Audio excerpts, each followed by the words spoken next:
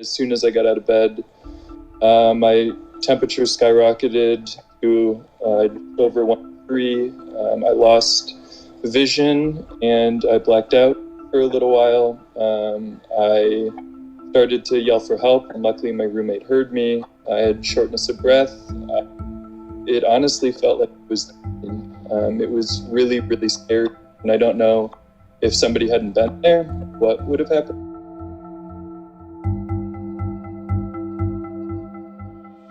I still have a super dry cough. Feels like razors in the back of my throat. It's very much felt like a common cold for the first couple of days. And if I wasn't paying attention, I would feel like, oh, this, in a normal situation, this feels like a common cold. Oh, but you're going to a movie? Cool, let's go to that movie. Or, oh, all of our friends are at the bar? Oh, that's awesome, I'm going to be there. I'm just going to pop an aspirin. That's how really, really subtle the first couple of days of the symptoms were. 6 to 8 days post my vector, the breathing restrictions also ramped up. I went to ARC Southwest because that was my primary care physician location. I am presumptive positive, and all the evidence is very, very indicative of that presumption, but I am still awaiting the results of my test that was swabbed on March 16th.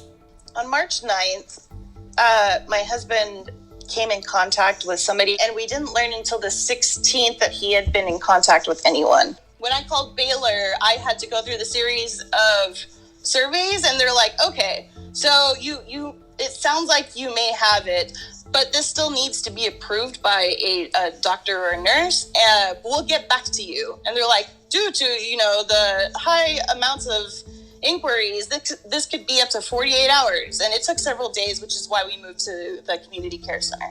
And what ended up happening is they tested my husband because he had the direct exposure and not me, with the assumption that I would be positive if he is, which you can see is a little problematic when it comes to stats, because I'm not counted.